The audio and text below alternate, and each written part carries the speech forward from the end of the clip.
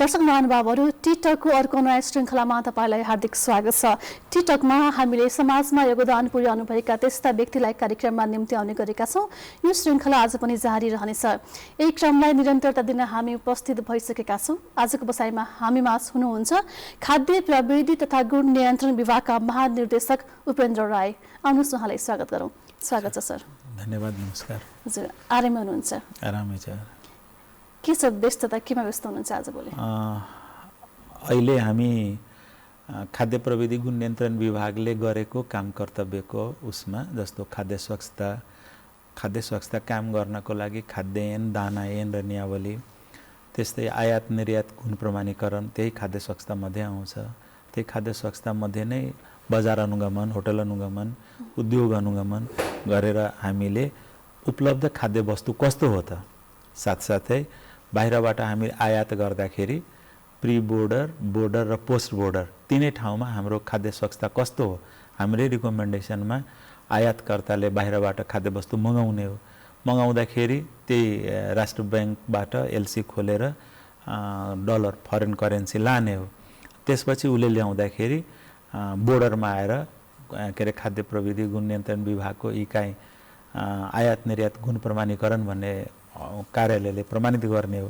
त्यसपछि के अरे भन्सार क्लियरेन्स गरेर बल्ल नेपाल भित्रिने हो र नेपाल भित्रिँदा पनि यदि त्यसको गुणस्तरीयता काम भएको छैन भने बजारमा डिस्ट्रिब्युसन च्यानलमा हाम्रो जुन बजार अनुगमन भइराखेको हुन्छ त्यसरी हामी त्यसलाई निरुत्साहित गरिराखेका हुन्छौँ र के अरे नेपाल सरकारको तोकेको मापदण्डभित्र परेन भने त्यसलाई खाद्यान्न अनुसार हामी कारबाहीतिर लान्छौँ। जो जनताको स्वास्थ्य हक हितका लागि कार्य गर्दै आइराख्नु भएको छ। हजुर हजुर हो। यसलाई हामी अहिले निरन्तरता दिनेछौँ। अहिले म थोरै तपाईँले बाल्य अवस्थातिर फर्काउन चाहेँ। जन्मस्थान कुन ठाउँमा र बाल्य अवस्था कसरी हुर्क्यो सरको? बहुत इन्ट्रेस्टिङ क्वेसन गर्नुभयो। म एउटा मध्यवर्गीय परिवारमा, यादव परिवारमा जन्मेको हो। मेरो हजुरबुवा 3 दाजुभाइ, मेरो माइलो हजुरबुवा हुनुहुन्थ्यो। त्यो दाजुभाइमध्ये उहाँ त्यतिखेर संस्कृतमा आचार्य गर्नुभएको थियो र त्यो एरियामा उहाँ जिम्दार हुनुहुन्थ्यो र त्यसपछि बुवाको भनौँ न 2टा आमा, मेरो हजुरआमा, एउटा आमाबाट पहिलो हजुरआमाबाट भएको सन्तान एउटा छोरो। उहाँ मलाई लाग्छ सायद त्यतिखेर 20 वर्ष 21 वर्षको उमेरमा भनौँ न मृत्यु भयो। त्यसपछि हजुरबुवाको दोस्रो बिहे भयो र बुवाको जन्म भयो। बुवा भनौँ न बुवाको ढिलो उसको कारणले, धेरै एज भएको कारणले जन्मिँदा उहाँ त्यतिखेर एक्लै, भाइ एक्लै, 2 बहिनी, फुपू मेरो 2टा। अनि त्यतिखेर पढ्ने ठाउँ थिएन। अनि उसको हाम्रो नजिकै बोर्डर पारी सोनवर्षा भन्ने ठाउँ, अनि उहाँ हाई स्कुल पढ्नुभयो।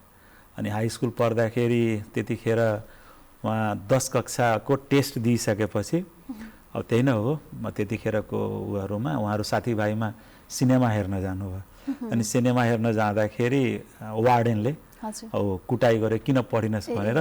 त्यसपछि उहाँले छोडिदिनु भयो पढाइ लेखाइ। अनि पढाइ छोडेपछि घर आएपछि भनौँ न हजुरबुवालाई एक किसिमको अब त्यतिखेर प्रेसर हुन्छ भनेर कसैलाई थाहा थिएन। एट्याक हुँदाखेरि उहाँको टाउको यसरी तल झऱ्यो। त्यसपछि उहाँले काम गर्न छोड्नुभयो। अनि बुवाले त्यतिखेर जिम्मेदारी स्टार्ट गर्नुभयो। 5 वर्ष बुवाले चलाउनु भयो। त्यसपछि मलाई लाग्छ मेरो जन्म भयो। जन्म हुँदाखेरि म जेठो छोरो, मेरो भाइ एउटा र 3टा बहिनी। अनि यसरी म के अरे गाउँकै स्कुलमा पढेँ, जुन लक्ष्मी देवी भन्ने एउटा धेरै दुनबार समुदायको अलि सम्पत्ति थियो। उहाँको आमाको नाउँमा त्यो लक्ष्मी देवी भन्ने थियो 5 कक्षासम्म। अनि मेरो घर चाहिँ सर्लाही जिल्लाको पहिला गम्हडिया गाउँपालिका थियो। आजकल चाहिँ त्यो मलङ्गवा गाउँपालिका नगरपालिकाभित्र 11 नम्बर वार्ड भयो। अनि मलङ्गवा बजार र हामी चाहिँ त्यो नवलपुरको हाइवेमै भनौँ न अहिलेको फर्स्ट स्टपेज भयो। जतिखेर त्यहाँ 1 किलोमिटरको डिस्टेन्स हो। म 5 कक्षादेखि लिएर 10 कक्षा बोर्डर्स भएरै बसेँ त्यही मलङ्गवामा। किन अब त्यतिखेरको माहौल त्यस्तै थियो, छोरो पढ्दैन भनेर त्यहाँ बसियो। त्यहाँ भनौँ न हाई स्कुल म त्यहीँ कृष्णमती देवीबाट गरेँ। त्यसपछि के अरे म के अरे त्यतिखेर आइएससी भन्ने थियो, अहिले 10+2 भनिरहेछ। अनि जनकपुर म नगइकन वीरगञ्ज ठाकुरराम बहुमुखी क्याम्पसबाट म 36 सालमा एसएलसी दिएको, 37 मा पास गरेँ। अनि 37 मा ठाकुरराम क्याम्पसमा आइयो। ठाकुरराम क्याम्पसमा आउँदाखेरि 37, 38, 39, 40 त्रिभुवन युनिभर्सिटीको सबभन्दा अब के भन्ने वर्ष ब्याच 10+2 मा 4 वर्ष लाग्यो हामीलाई। अनि त्यतिखेर 36 सालको मुभमेन्ट थियो। त्यो मुभमेन्टको कारणले गर्दाखेरि धेरै भनौँ न पढाइ लेखाइ नहुने। अनि पहिलो 37 मा हामी गयौँ, 38 मा जाँच क्यान्सल भयो, 39 मा जाँचै भएन, 40 मा के अरे एकैपल्ट फर्स्ट इयर र सेकेन्ड इयर दुइटैको भयो। बल्ल 41 मा हामीहरू झन्डै 250 जना थियौँ, त्यसमा 7 जना सायद पास गऱ्यौँ त्यतिखेर। अनि त्यही बिचमा अलिकता जे त्यतिखेरको त्रिभुवन युनिभर्सिटीको विद्यार्थी हामी। अनि यस्तै मेरो बाल्यकाल बित्यो। हजुर, तपाईँको स्वभाव चाहिँ कस्तो थियो होइन? बच्चामा एकदम चुलबुले टाइपको थियो कि एकदमै कसँग नबोल्ने हुन्छ नि, साई नेचरको? होइन, त्यस्तो अब मेरो थिएन। हामीहरूको अब सुरुदेखि अलिकति खेतीपाती भएकोले हाम्रो ड्युटी चाहिँ के, बुवा चाहिँ बिहान त्यो खेतीमा जानुहुन्थ्यो अनि हेरेर आउनुहुन्थ्यो। अनि कुन खेतमा आज मान्छे पठाउने, त्यसमा अब हाम्रो काम के भन्दाखेरि घरबाट गएर कतिजना मजदुर काम गर्दैछ त्यो गनेर आउने, हामीहरूको डेली ड्युटी यही हुन्थ्यो। अनि त्यही अनुसार उनीहरूको लागि नास्ता तयार हुन्थ्यो अनि जान्थ्यो। त्यहाँ अलिकति खेतीपाती, अहिले पनि खेतीपातीहरू छ। अनि त्यही भर्दाखेरि हामी बेसिकली भनौँ न अब स्वाभाविक हो, सानो केटाकेटी हुँदाखेरि धेरै चङ्गा उडाउने अनि अलि स्वाभाविक हो। म धेरै के अरे उसमा भलिबल धेरै खेल्थेँ। म खेलाडीको रूपमा त नभनौँ, तर जस ग्रुपमा मजाले खेल्थेँ। एक गाउँबाट अर्को गाउँमा गएर खेल्थेँ, दगुर्थेँ। म म्याक्सिमम रनर जस्तै थिएँ। म त्यो 400 मिटरको दौडमा त्यो हामीहरूको स्कुलमा जुनहरू हुँदाखेरि त्यस्तो सानोतिनो काममा हामी त्यही मनोरञ्जनको रूपमा अलिअलि गीत त गाउन जान्दिनँ थिएँ त्यतिखेर, तर एथलेटिक्समा चाहिँ मजाले खेल्थेँ। त्यो खेलमा चाहिँ अलिअलि इन्ट्रेस्ट थियो र अगाडि पनि हुनुहुन्थ्यो। हजुर, जस्तो हुन्छ नि अब बुवा आमाको सपना चाहिँ के थियो होइन? उहाँहरूको चाहिँ मेरो छोरा चाहिँ के बनिदियोस् भन्ने चाहना थियो? उहाँहरूको एउटै के भन्दाखेरि अब मधेसमा जानुभयो भने लगभग मध्यवर्गीय परिवारको पासमा सम्पत्ति हुन्छ, तर उहाँहरूमा अलि के भने जस्तो अब यो सरकारी जागिरको त्यति खासै उहाँहरूमा देखिएन। उहाँहरू ल आफ्नो पैतृक सम्पत्ति कसले सम्हाल्ने? जब म यता पढेर आउँदा के अरे नेपाल सरकारमा भनौँ न आउनुभन्दा पहिला म आइएससी सकिसकेपछि फुड टेक्नोलोजी भनेर धरानबाट पढेँ। अनि धरानबाट के अरे 42-47 को हामी ब्याच, 47 मा निस्किँदाखेरि 3 दिन मात्रै भयो थियो मैले जाँच दिएर आएको। त्यसपछि प्राइभेट अर्गनाइजेसनले बोलाउन थाल्यो, आएर काम गर भनेर। अनि विराटनगरमा काम गर्न थालेँ। अनि अब घरमा बुवाको भनाइ, तिमी अरूको उसमा के अरे फ्याक्ट्रीमा काम गरेर के पाउँछौ, आफ्नो गर भनेर। त्यसैमा हामीसँग अलिकता धेरै हुने, तिमी नजाऊ, काम गर्नु पर्दैन भनेर उहाँहरूको भनाइ। अब मेरो पर्सनल भनाइ के भन्दाखेरि होइन, अब खेतीपाती भनेको त्यस्तै चलिरहेको छ, म काम गर्छु भनेर। त्यसरी विराटनगरमा 2-3 वर्ष प्राइभेटमा काम गर्दा यतातिर नेपाल सरकारको यता लोकसेवा खुल्यो। लोकसेवा खोलिसकेपछि म पनि भनौँ न हामी पहिलो सायद मलाई लाग्छ 12 जनाको ग्रुप खाद्य प्रविधिमा अधिकृतको रूपमा आयौँ। अनि त्यतिखेर हामी 2 दाजुभाइ, अनि भाइ पनि उता बिकम गर्यो। अनि बिकम गरिसकेपछि त्यतिखेर सनराइज ब्याङ्क भर्खर खुले थियो। अनि भाइलाई पनि ल नि त ब्याङ्कमा जान्छ भनेर। अनि बुवाको भने तिमी जाऊ, तर यसलाई चाहिँ नपठाऊ, ब्याङ्कले जति पैसा दिन्छ त्यो पैसा म यसलाई दिन्छु भनेर उसलाई जागिर गर्न नदिएर अहिलेसम्म ऊ घरमै बसिरहेछ। भाइ बुहारी त्यहीँ स्कुल छ, हाई स्कुल, त्यसमा एकाउन्टेन्ट छ।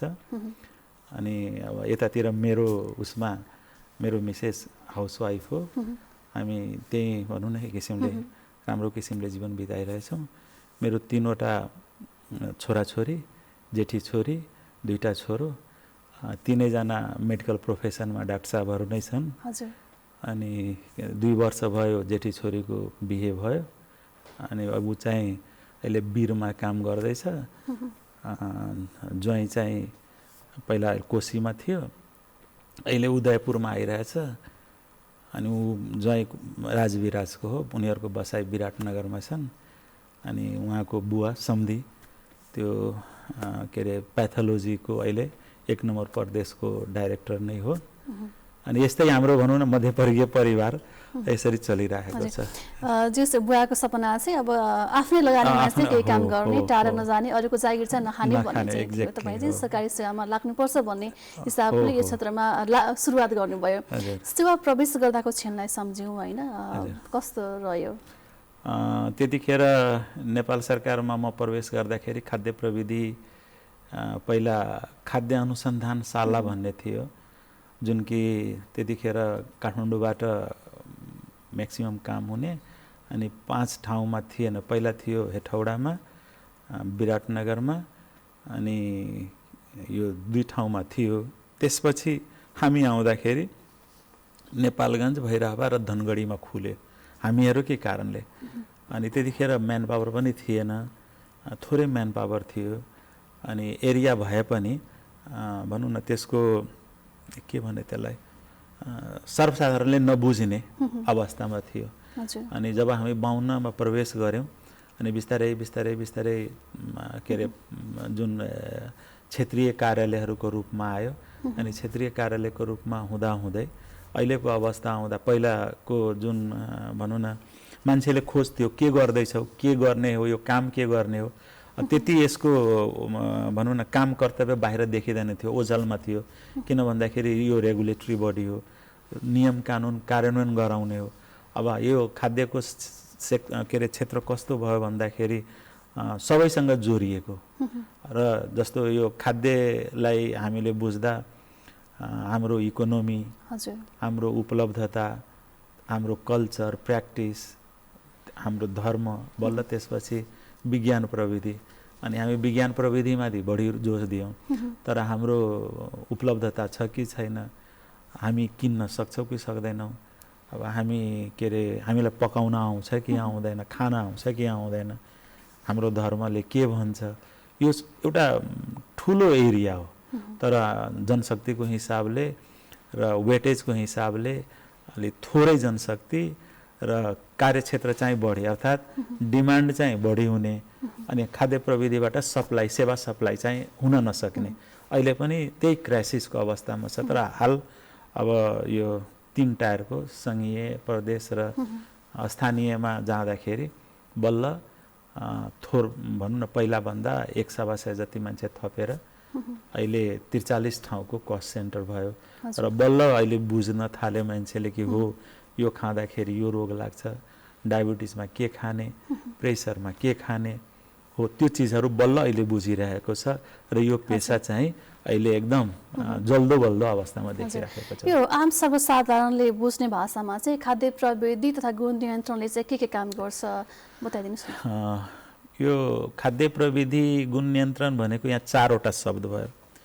एउटा खाद्य प्रविधि, गुण नियन्त्रण। खाद्यको प्रविधि जस्तो खाने वस्तु हो, त्यो खाने वस्तु कुन प्रविधिमा बनेको हो त, कस्तो हो त, जस्तो त्यसलाई मेकानाइजेसन, औद्योगिकरण गर्दाखेरि कस्तो टेक्नोलोजीहरू ल्याउने हो त, कुन टेक्नोलोजीले बनाउने हो, र त्यो टेक्नोलोजीबाट बनिसकेपछि त्यसको गुण भन्दा क्वालिटी कस्तो हुन्छ त, हो त्यो क्वालिटीलाई कसरी कन्ट्रोल गर्ने भनेर यो 4वटा पार्ट गर्छ। र यो 4वटा कामको लागि खाद्य प्रविधिमा 3वटा महाशाखा, एउटा गुणस्तर हेर्ने, एउटा प्रयोगशालाको कुरो गर्ने, र अर्को के भन्दाखेरि खाद्य पोषणको विकास गर्ने। जस्तो हामी के भन्छौँ भन्दाखेरि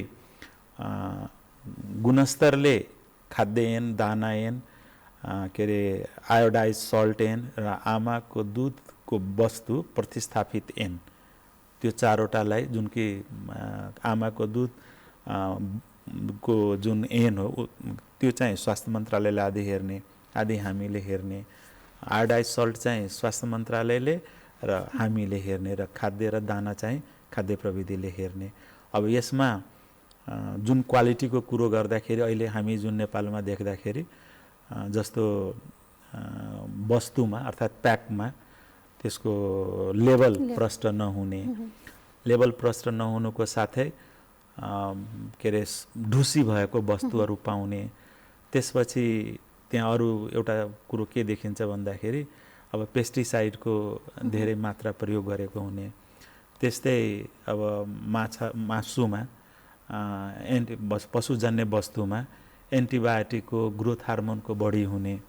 यावत कुराहरू यो खाद्य स्वच्छता फुड सेफ्टीसँगको यता देखिन्छ भने त्यसलाई कुन अवस्थामा छ त, त्यसमा भएको जुन के अरे एमाउन्ट हो, क्वान्टिटी हो, त्यो चाहिँ हाम्रो स्वास्थ्यलाई कतिको हानिकारक छ त, त्यसलाई प्रमाणित गरिदिने हाम्रो प्रयोगशाला छ जुन कि संसारले मान्ने एक्रिडेटेड ल्याबोरेटरी भन्छौँ। अनि त्यसले माइक्रो लेभलमा कति मिलिग्राम कति माइक्रोग्राम छ भनेर उसले प्रमाणित गरिदिने हो भने यता खाद्य पोषण विकास महाशाखा भनेको के भन्दाखेरि त्यो खाद्य वस्तुको कुन टेक्नोलोजीहरू दिने। जस्तो अहिले हामी भनौँ न टमाटर खेर गयो, अब त्यो टमाटर खेर गइरहेछ भने त्यसलाई के बनाउने, टोमेटो केचपको लागि टोमेटो पेस्ट बनाइदिने, त्यो उद्योगको लागि र मेटेरियल भयो। त्यो अहिले हामीले चाइनाबाट करोडौँको मगाउँदैछौँ। जस्तो आँपको पल्प भयो, त्यसबाट हामी जुस बनाउने भयो, त्यो अहिले बाहिरबाट इन्डियाबाट हामी करोडौँको मगाउँदैछौँ। र त्योलाई कसरी हामीले फुड ह्याबिटमा चेन्ज गर्ने। जस्तो त्यो फुड ह्याबिट भएन भने हाम्रो पोषणको जुन हाम्रो शरीरमा चाहिएको, जस्तो एउटा सानो कुरो स्वास्थ्य मन्त्रालयले आइरन चक्की बाँड्छ। अब हामी चाहिँ खाद्य प्रविधिले के भन्छ भन्दाखेरि खानामा अर्थात् अन्नमा, भातमा र दालमा आइरन छ, तर त्यो आइरन नन हेम फर्ममा भएकोले हाम्रो शरीरले एब्जर्भ गर्न सक्दैन। त्यसलाई यदि आधी कागती निचोरेर यदि भात र दाल या त रोटी र दालसँग यदि हामी आधी कागती निचोरेर खाइदियो भने जीवनमा कहिले पनि हेमोग्लोबिनको मात्रा कम हुँदैन, जुन कि आज करोडौँ अरब रुपियाँको आइरन चक्की आइरहेको छ। हो त यो रिप्लेस कसरी गर्ने हो त? त्यो यही चिज हामी नबुझेको कारणले गर्दाखेरि एकातिर चक्की ल्याउने र त्यो यदि दिएनौँ भने समस्या के हुन्छ। अब प्रेग्नेन्ट मदरलाई एनेमियाबाट डेथ हुन्छ भने नर्मल मान्छेलाई हेमोग्लोबिनको मात्रा कम हुन्छ, 35-40 वर्ष नपुग्दै च्याउरी पर्न थाल्छ, 4वटा स्टेप चढ्यो भने स्यास्या फ्याँ हुन थाल्छ। अनि डाक्टर कहाँ गएर डाक्टर साहब मलाई के अरे राम्रो हुने तागत हुने औषधि दिनुहोस् न भन्छ, जबकि सब चिज त्यही छ, तर हामी जानेनौँ, हामी पकाउन पनि जानेनौँ, खान पनि जानेनौँ। त्यो विकासको लागि खाद्य पोषण महाशाखा छन्, त्यहाँ रेसिपी बनाइदिने, जुन कि हाम्रो घरमा भएको। जस्तो अहिले हर्लिक्स ल्याउँछौँ, ल्याक्टोजिन ल्याउँछौँ, तर हाम्रै घरमा भएको जुन अन्न जस्तो गहुँ भयो, के अरे भटमास भयो, मकै भयो, यसैलाई मिक्स गरेर लिटो बनाउन सक्यो भने त्यो यदि हामी के अरे जवान मान्छे होस् या सानो बच्चा होस् तिनीहरूलाई हामी दियो भने, जुन अहिले के अरे हेल्थ ड्रिङ्कको रूपमा ल्याइरहेछौँ हो, त्यो चाहिँ त्यसबाट हामी के हुन्छ भन्दाखेरि सुरक्षित हुन्छौँ, पैसा पनि जाँदैन।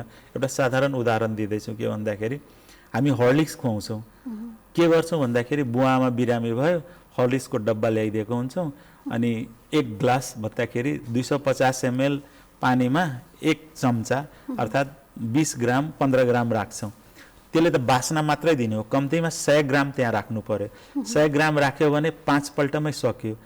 400 रुपियाँको हर्लिक्स 5 पल्टमै सकेपछि त हामी के देखायौँ भन्दा त्यो हर्लिक्स बुवालाई खुवाएको होइन, हामीले पडोसीलाई जलाउनको लागि उसले आफ्नो बुवालाई हर्लिक्स खुवाउँदैछ देखाउनको लागि मात्रै काम गर्यौँ।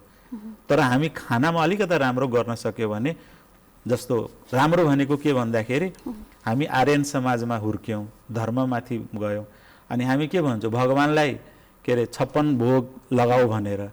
56 भोग भनेको के भन्दाखेरि 56 किसिमको परिकार खाऊ, थोरै सबैबाट खाऊ, कुनै किसिमको मेडिसिन चाहिँदैन। हामी यही समाजमा यो धर्मको बारेमा पूजा गर्ने बेलामा यो सम्झिन्छौँ, खाने बेलामा सम्झिँदैनौँ। जसको परिणाम के हुन्छ, नत्र हाम्रो आयु बढिरहेछ, हामी रोगी भइरहेछौँ, हाम्रो प्रोडक्टिभिटी छैन। अनि हामी के भयो त भन्दाखेरि इलेक्ट्रोनिक मिडियामा देख्ने भयौँ, यो यसको कल्चर यस्तो छ, तर हामी आफ्नो चाहिँ उत्थान गर्न सकिरहेको छैनौँ। हाम्रो समस्या यही आइरहेछ। हाम्रो सामाजिक संरचनाले गर्दाखेरि हाम्रो आफैमाथि आफ्नो चिज छोडिरहेछौँ, अरूको चिज एडप्ट गर्दैछौँ, जसले रिजल्ट के दियो भन्दाखेरि हामी रोगी हुँदैछौँ। आज हेर्नुहोस्, घर घरमा 35 वर्ष पुगेको छैन, सबलाई डायबिटिज छ, सबलाई प्रेसर छ। किन सोध्नुहोस् गएर भन्दाखेरि खोइ के हो, आजको चलन फेसन भएको हुन्छ। तर त्यो होइन, फेसन होइन। त्यो के हो भन्दाखेरि तपाईँले खानुभयो, सपोज 100 क्यालोरी खानुभयो, 100 क्यालोरीमा के अरे 80 क्यालोरी युज गर्नुभयो, 20 क्यालोरी बाँकी भयो। त्यो 20 क्यालोरी थपिँदै गयो। त्यो थपिँदै गर्दाखेरि हाम्रो जुन नसाहरू हो, त्यो नसाको भित्रको डायमिटर यदि 2 मिलिमिटरको हो भने त्यो फ्याट आएर जमेपछि हो त्यो ब्लक भयो, सर्कुलेसन भएन। सर्कुलेसन नभएपछि के भयो त, जुन के अरे हाम्रो ब्रेनमा जानुपर्ने फ्र्याक्सन अफ सेकेन्डको भित्र यदि त्यो ब्लड गएन भने अनि के हुन्छ, प्यारालाइसिस हुन्छ, या त डेथ हुन्छ या त प्यारालाइसिस हुन्छ। हजुर, यो चिज सानो सानो कुरा हामीले चाहिँ बाहिरीका सामानहरू भन्दा पनि घरमा भएका, आफ्नो बारीमा भएका, आफ्नो जुन घरभित्रको सामानहरूमा चाहिँ चिन्न सक्यौँ, खान सक्यौँ भने त्यसले चाहिँ बढी फाइदा हुन्छ। बाहिरका बनावट के त्यो जुन रेडिमेड सामानहरू भन्दा पनि घरबाट त्यो होइन। मैले भन्न खोजेँ के भन्दाखेरि बाहिरी सामान भनेको 2 किसिमको, जस्तो हामी के भन्छौँ भन्दाखेरि उद्योगबाट उत्पादित सामान सबै खराब हुँदैन, त्यो डाइभर्सिटी हो। हजुर, त्यो डाइभर्सिटी गर्न सकेनौँ भने हामी फुड सेक्युरिटी गराउन सक्दैनौँ, अकाल हुन्छ, मान्छे खान पाउँदैन। तर फुड सेक्युरिटीले पनि भएन, अहिले फुड एन्ड न्युट्रिसन सेक्युरिटी चाहियो, खाना साथसाथै पोषण पनि चाहियो। अब त्यो पोषणको लागि के गर्ने भन्दाखेरि अहिले धेरै तपाईहरुले जङ्क फुडको बारेमा तपाईले मलाई राम्रो आउनुभयो। आज सबैले भन्छ प्रोसेस वस्तुलाई जङ्क फुडको रूपमा लिन्छ। हामी यो एकछिनमा आउँछ, हामी थप विषय कुराकानी गरौँ। जस्तै खाद्य वस्तुमा मिसावटको अनुगमन त्यति प्रभावकारी भएन भन्ने पनि गुनासो छ। केही समय केही पटक गरिने अनुगमनले उपभोक्ताको हकको संरक्षण हुन्छ त? नै, यसलाई हाम्रो जुन अहिलेसम्मको कन्सेप्ट कस्तो भन्दाखेरि अनुगमन चाहिँ मौसमी भयो, चाडपर्व मात्रै भयो, त्यो होइन। हामीले जस्तो अहिले एउटा उदाहरण दिँदैछौँ, सुरुवात हामीले भ्यालीबाट गर्न खोज्यौँ। जस्तो भ्यालीमा भनौँ न यो कोभिडको बेलामा सबभन्दा बढी के अरे बिजनेस चाहिँ पानीको, दुधको र दानाको थियो। अरू बिजनेस बन्द भयो। त्यतिखेर हामीले के अरे विभागबाट एउटा के रणनीति अपनायो भन्दाखेरि 3 वटा टोली प्रत्येक दिन हामी रेगुलर पठाउँ र सबभन्दा पहिला पानीमा कुनै प्रशोधन नगरिकन हामी पिउने हो। त्यसले गर्दा पानीको अवस्था कस्तो छ त हामी एउटा समीक्षा गरौँ न। त्यो समीक्षा गर्ने बेलामा हामी सबै पानी झन्डै 200 को हाराहारीमा पानी उद्योगहरू छन्, सबैमा पुग्यौँ र हामी एउटा के निश्चित गर्यौँ भन्दाखेरि बोतलको पानी लगभग नेपाल सरकारले तोकेको मापदण्ड जुन निर्देशिका हो त्यो अनुसार छ भने जुन जारको पानीमा केही हदसम्म त्यहाँ प्रब्लम छ, केही हदसम्म सुधार गर्दैछ र त्यसलाई हामीले यो बितेको 4 विकदेखि प्रत्येक शुक्रबारको आउने शुक्रबार लास्ट हो, तिनीहरूलाई सबलाई बोलाएर यस्तो किसिमको कसरी हामीले सुधार गर्ने हो, जुन सुध्रिँदैन त्यसलाई हामी कानुनी प्रक्रियामा लाने भनेर हामीले त्यही उद्योगीहरूसँग अन्तर्क्रिया गर्दाखेरि आज जुन बजारमा उपलब्ध पानी, त्यसपछि दुध, यो सबै चिजमा मान्छेमा कस्तो एउटा कन्सेप्ट हो भने नराम्रो हो। त नराम्रो हो भन्ने कारण के त भन्दाखेरि हामीले के गर्छौँ भन्दाखेरि एज ए खाद्य प्रविधिको महानिर्देशकको नाताले म 4-5 वटा कुरा एज ए कन्ज्युमरलाई भन्छु कि नेपालमा उत्पादित वस्तु यदि प्याक छ भने र त्यसमा लेबलमा उल्लेख गरिएको जस्तो कहिले बनेको, कहिले खाइसक्नु पर्ने हो, कसरी यसलाई स्टोर गर्ने हो, कसरी खाने, त्यो निर्देशन राखिएको छ, त्यो यदि त्यसमा प्रष्ट उल्लेख छ भने तपाईले त्यो किन्दा त्यसमा कुनै किसिमको समस्या हुँदैन। तर यदि त्यसैमा अब केयरमेट गरिएको छ, के अरे त्यसमा डबल स्टिकर लगाएको छ या प्रष्ट त्यसको लेबल उल्लेख छैन भने त्यस्तो चिज यदि हामी किनेनौँ भने हामीलाई कुनै किसिमको त्यो खानाबाट नराम्रो जुन इफेक्ट हो त्यो हुँदैन। तर हामी के गर्छौँ, पैसा चाहिँ तिर्छौँ, किन्ने बेलामा लेबल हेर्दैनौँ। परिणाम के भयो त, पैसा तिरेर हामीले नराम्रो चिज किनेर ल्याउँदैछौँ। जस्तो अब तपाईँले भन्नुभयो प्राइस लेभल भयो होइन, डेटहरू भयो, कहिले बनेको कहिलेसम्म खान मिल्छ, त्यो भएपछि ढुक्कसँग खाना हुन्छ भन्ने भन्नुभयो। त्यो मापन गर्ने चाहिँ कसरी, संयन्त्र चाहिँ के होला, कसरी चाहिँ हामीले चाहिँ तपाईँले खाना हुन्छ खाना हुन्न भनेर तपाईँले चाहिँ भन्नुहुन्छ नि, विश्वास गर्ने कसरी चाहिँ हामीले चाहिँ? अब यसलाई यो पुरै साइन्स बेसको आधारमा हो। अहिलेसम्म नेपाल सरकारमा ले 135वटा खाद्य वस्तुको मापदण्ड तोकिदिएको छ र त्यो मापदण्ड तोक्ने एउटा संयन्त्र छ। त्यो संयन्त्रबाट हामीले मापदण्ड तोकेर गजेटमा निकाल्छौँ र गजेटमा निकालिसकेपछि सब आम पब्लिकलाई भन्छौँ कि ल जस्तो यो दुध भनेको के भन्दाखेरि, दुध जस्तो अब काँचो दुध, अब त्यो काँचो दुधको हकमा जस्तो गाई वस्तुको थुनभित्र यदि त्यो दुध हो भने पशु कार्यालय, पशुको डाक्टर साहबको कुरो भयो भने दुध बाहिर आइसकेपछि त्यो काँचो दुध भयो। हो त्यो काँचो दुधमा फ्याट कति छ, एसएनएफ कति छ, प्रोसेस दुध भएपछि नेपाल सरकारले के तोकिदियो भन्दाखेरि 3% फ्याट हुनै पर्यो, 8% एसएनएफ हुनु पर्यो। अर्थात् त्यो भनेको के भन्दा एउटा प्यारामिटर हो र त्यो प्यारामिटर जान्नको लागि आम उपभोक्तालाई उहाँहरूले यदि आफू ठगिएको हो भनेर यदि अनुभूति गरिराख्नु भएको छ भने खाद्य प्रविधि गुण नियन्त्रण विभाग या नेपाल सरकारको नजिकको जुनसुकै जस्तो जिल्ला प्रशासन भयो, के अरे प्रहरी भयो, त्यहाँ उजुरी दियो भने हाम्रो साथीहरू त्यहाँ गएर त्यो वस्तु लिएर आउँछ। त्यो वस्तु प्रयोगशालामा चेक जाँच हुन्छ र प्रयोगशालामा चेक जाँच भएपछि यदि नेपाल सरकारले तोकेको मापदण्डभित्र छैन भने खाद्य ऐनअनुसार उनीहरूलाई कारबाहीको प्रक्रियामा लान्छ। तपाईँले दुधको कुरा निकाल्नुभयो, मैले सोध्नै खोजेको थिएँ। खुल्ला प्याकेट जसरी प्याकिङ नगरेर दुधहरू बेचिरहेको हुन्छ नि बजारमा छ्यापछ्याप, त्यो जायज कुरो। यसलाई अब हाम्रो लागि कस्तो यहाँ एउटा प्याटर्न के समस्या के देखियो भन्दाखेरि हामी के अरे उद्योगको रूपमा दुध व्यवसाय भर्खर भन्दाखेरि 10-12 वर्षदेखि आउँदैछ। हामी के थियौँ भन्दाखेरि एउटा किसान हकर 2 लिटर दुध उत्पादन गऱ्यौँ अनि त्यसलाई बिक्री गर्नको लागि अरूको घरमा जान्थ्यौँ। अब अहिले के हुँदैछ भने त्यो चेन्ज हुनको लागि एउटा कलेक्सन सेन्टरमा राखिरहेछौँ, कलेक्सन सेन्टरबाट राखेर उद्योगले लगिरहेछ। अब यो बिचमा अलिकता प्याटर्न कस्तो देखियो भन्दाखेरि वास्तवमा एउटा सही मान्छे, सही किसान 2 केजी 2 लिटर 3 लिटर आफ्नो बिक्री गर्न गएको छ भने यही बिचमा उद्योगबाट उत्पादन गरेको जस्तो अहिले के अरे 70-75 रुपियाँ जुन त्यसको प्राइस हो, उत्पादन गरेको वस्तु ल्याएर त्यो क्यानमा उसले प्लास्टिक काटेर जम्मा गरेर त्यो दुध आफ्नो साइकलमा बोकेर जान्छ अनि के भन्छ मेरो फर्मको 110 रुपियाँमा बेच्छु। हो यो अहिले प्रकृति, यो विकृति हो यो दुधको व्यापारमा। यसलाई हामी निरुत्साहित गर्नको लागि एउटा सानो चिज स्टेप गर्दैछौँ।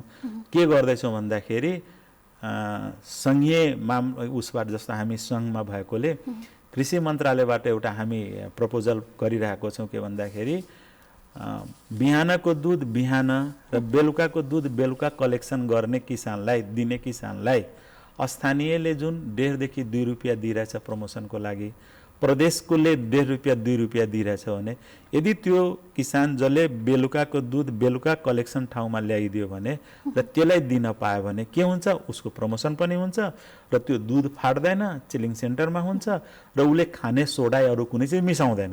त्यसको के हुन्छ, लगभग 75% त्यसको जुन भनौँ न क्वालिटी चाहिँ ह्रास हुँदैन र राम्रो हुन्छ।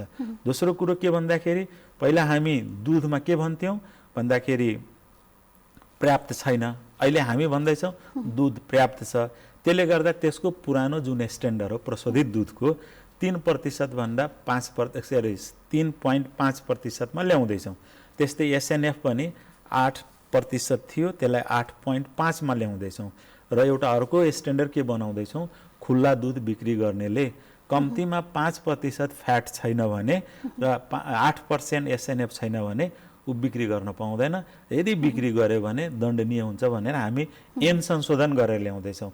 र हामी के गरेछौँ भन्दाखेरि एउटा दुध निर्देशिका बनाएछौँ र त्यो दुध निर्देशिकामा उद्योगले के गर्नुपर्ने, चिलिङ सेन्टरले के गर्नुपर्ने, त्यो जुन के अरे पसलमा बिक्री गर्नेले आउटलेटमा के गर्नुपर्ने र किसानले के गर्नुपर्ने, यो चारवटा स्टेपमा हामीले अनुगमन गरिरहेछौँ र आशा गरौँ केही दिनमै यो दुधमा जुन खुल्ला रूपमा देखिएको जुन समस्या हो त्यो समस्या धेरै हदसम्म समाधान हुन्छ। सन् 2023 मा बनेको ऐन अनुसार नै कानुनी कारबाही अगाडि बढाइरहनु भएको छ भन्ने लाग्छ। संशोधन अलिअलि जस्तो छ, किन यसलाई फेरबदल गर्ने त्यो कुनै कहिले पनि सोच्नु भएन अथवा यही नै काम चलिरहेछ भन्ने छ? अब अहिले कस्तो भयो भन्दाखेरि हामीले करिब करिब 2 साल भयो नयाँ ऐन संशोधन के अरे बनाएर के अरे अप्पर हाउसमा अहिले हाम्रो छ। पुरानो 2023 को ऐन हो र त्यो ऐनमा जुन 50 वर्ष अगाडि कल्पना गरेको थियो हो त्यो अहिले लगभग हामी भनौँ न धेरै हदसम्म अहिले त्यही ऐन हामी कार्यान्वयन गर्न सकिरहेको छैनौँ। कारण के भन्दा हाम्रो भनौँ न जुन इकोनोमी छ, हाम्रो जुन उपलब्धता छ, हामी औद्योगिकरणमा जाने भन्दाखेरि औद्योगिकरण भन्दाखेरि जुन शब्द हो दुईटा पार्ट हो। एउटा हामी कृषिमा प्री हार्भेस्ट भन्छौँ, मल बिउ माटोको कुरो गर्छौँ, किराको कुरो गर्छौँ। अब फल लागिसकेपछिको कुरो गर्छौँ, त्यो हाम्रो पोस्ट हार्भेस्ट भन्छौँ। त्यही पोस्ट हार्भेस्टको बारेमा हामीले काम गर्ने हो। तर अहिले दुर्भाग्य के भन्दाखेरि पोस्ट हार्भेस्ट जस्तो आँप पाक्यो, टमाटर आयो, सुन्तला आयो, के अरे तरकारी लौकी आयो, के परिकार बनाउने? हामी र मात्रै खाने भयौँ। बढी भयो भने टमाटरलाई विदेश गराउने भयो। तर त्यही टमाटरको पल्प चाहिँ चाइनाबाट या अरू देशबाट अरबौं खरबको आइरहेको छ। हो त्यो गर्न सकेनौँ। कारण के भन्दाखेरि हाम्रो पासमा भएको मान्छे जुन के अरे 20 वर्षदेखि 40 वर्षको विदेश गए र यहाँ औद्योगिकरण गर्नको लागि जुन किसिमको उद्योग भनौँ न हामी एस्टाब्लिस गर्दाखेरि एउटा त्यसको ट्याक्सेसनको कुराहरू हुन्छ, त्यसले पाउने फेसिलिटीको कुराहरू छ, त्यो चिज हामी भनौँ एक किसिमले ल्याकिङ भयो, कमजोर भयो, जसले गर्दा खाद्य उद्योगहरू त्यति फस्ट्याउन सकेन। र फस्ट्याउन नसकेपछि के भयो त यो खाद्य ऐन अनुसारको जुन पहिला कारबाही हुन्थ्यो अहिले त्यसमा पनि धेरै चेन्ज भयो। के भन्दा पहिला जिल्ला प्रशासनमा जान्थ्यौँ र जिल्ला प्रशासनमा गएपछि त्यतिखेरको जुन भनौँ न देख्दाखेरि 50 वर्ष अगाडि कल्पना गरेको दण्ड जरिवाना थियो भने हालसाल अहिले के भएको छ भन्दाखेरि त्यो दुई किसिमको मुद्दा त्यसमा गइरहेछ। एउटा के भन्दाखेरि खाद्य ऐन यदि मान्नुहुन्न भने त्यो मुद्दा जिल्ला प्रशासनमा जान्छ र 10,000 जरिवाना हो भने यदि खाद्य ऐनमा के अरे न्यून गुणस्तर छ, दूषित छ र ढाँटी झुक्याइ यदि गरिएको छ भने 50,000 देखि लिएर 5 वर्षसम्मको जेल सजाय छ, जुन अहिले अदालतमा मुद्दा गइरहेछ। अब तपाईँ एउटा कल्पना गर्नुहोस्, यो व्यावहारिक रूपमा हुन त म एज अ महानिर्देशकको रूपमा हेर्दाखेरि हामी रेगुलेटरी बडी हो, गर्नुपर्छ र यो फौजदारी हो। यो फौजदारी केस हुँदाखेरि अरू फौजदारी केसमा के हुन्छ, तपाईँले क्राइम गर्नुभयो, क्राइम गर्न साथ प्रहरीले थुन्ने भयो, थुनिसकेपछि अनुसन्धान हुने भयो, अनुसन्धान भएपछि बल्ल के निर्णय हुने हो। तर यो खाद्य ऐनमा के छ भन्दाखेरि फौजदारी हुँदाहुँदै पहिला अनुसन्धान गर्छौँ, अनुसन्धान गरेपछि प्रमाणित गर्छौँ, त्यसपछि सरकारी वकिल कहाँ जान्छौँ, त्यसपछि बल्ल अदालत जान्छौँ।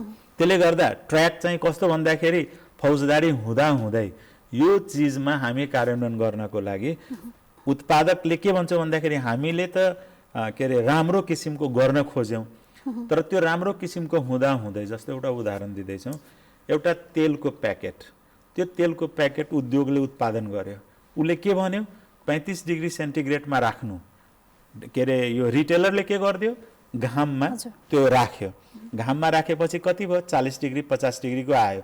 रिटेलरले के भन्छ, मान्छेले मेरो तेल हेरेन भने बिक्री हुँदैन। उद्योगले के भन्दैछ भन्दा 35 डिग्रीमा राखेनौ भने नाश हुन्छ। हामी के भन्छौँ, टेम्परेचरको कारणले गर्दा त्यसमा रेन्सिडिटी हुन्छ, गनाउँछ। अब गनाएपछि भनौँ न त्यो नमुना यदि हामी लिएर आयौँ, 6 महिना उसको आयु छ, 3 महिना म गनाउन थाल्यो। अब त्यो गनाएपछि त नेपाल सरकारले तोकेको जुन मापदण्ड हो त्योभन्दा त बाहिर गयो। अब पेनल्टी कसलाई दिने, डिग्री अफ क्राइममा को आउने त, उत्पादन गर्नेले कति पाउने, रिटेलरले कति पाउने भन्दाखेरि यसमा अलिकता कम्प्लिकेसन के भयो? रिटेलरको भनाइ के भन्दा हामीले त केही गरेको छैनौँ। उत्पादकको भनाइ के भन्दाखेरि हामीले भनेछौँ 30 डिग्रीमा राख भनेर। यसले गर्दा यो अलि धेरै सेन्सिटिभ र धेरै कम्प्लिकेटेड हो।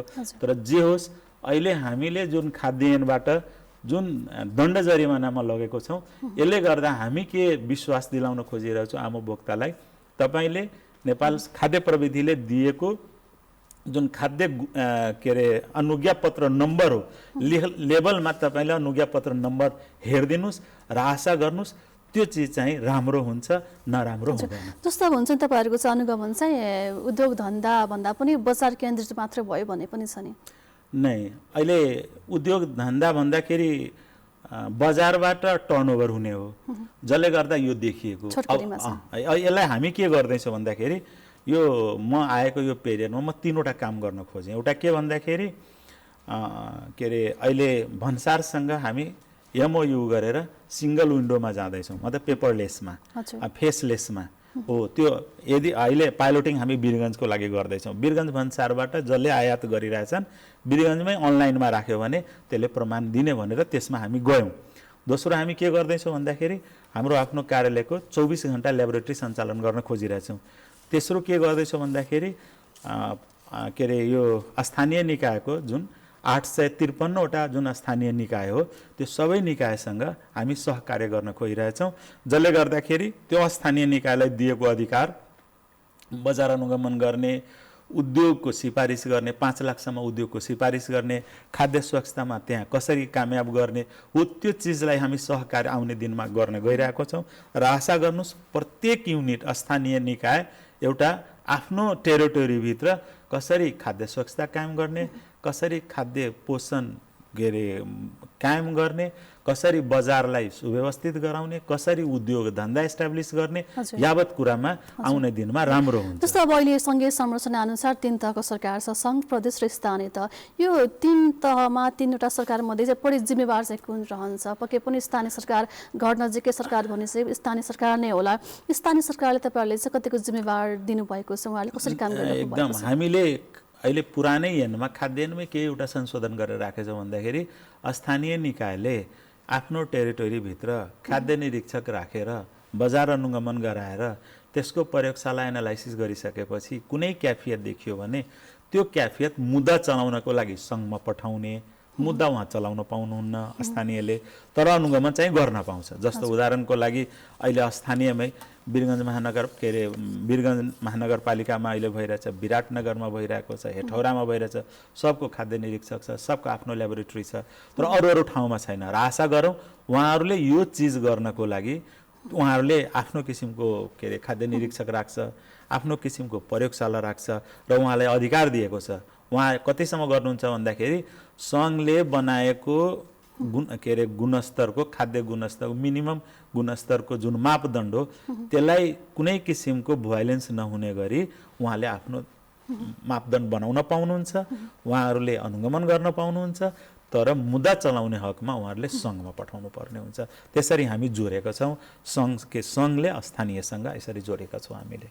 हजुर, सो तपाईँको जुन अब यो काममा चाहिँ हुन्छ नि अलिकति प्रभाव पार्न सक्ने त्यस्तो के जटिलता के छन्, चुनौतीहरू के छन् तपाईँको विभागको चाहिँ कुराकानी गर्दा? जस्तो अहिले हाम्रो जटिलता के देखियो भन्दाखेरि सबभन्दा मेन सर्वसाधारणमा अर्थात् कन्ज्युमरमा यो खाद्य स्वच्छताको ज्ञान नहुनु, जनचेतनाको कमी देखिन्छ, उपलब्धताको कमी देखिराखेको छौँ। जस्तो अब बजारमा पाउने जुन वस्तुहरू हो, कुनै बेला अब भनौँ न हाम्रो यहाँ त के अरे तराईको भूभाग भएकोले वस्तुको आयात निर्यात भइरहेको छन्, तर यही चिज चाहिँ पहाडमा जाँदाखेरि त्यो ट्रान्सपोर्टेसनको कारणले त्यो समस्या भइरहेको छ। दोस्रो हाम्रो इकोनोमीको कुरो हो, हामी त्यसको लागि पे गर्नको लागि कस्टली परिराखेको हुन्छ। हाम्रो जुन उत्पादन हो त्यो उत्पादनको युनिट कस्ट नै हाम्रो यहाँ बढी छ, अनि युनिट कस्ट बढी भएको कारणले गर्दा त्यसलाई प्रशोधनमा लाँदा त्यसको स्वाभाविक हो प्राइस बढी हुन्छ।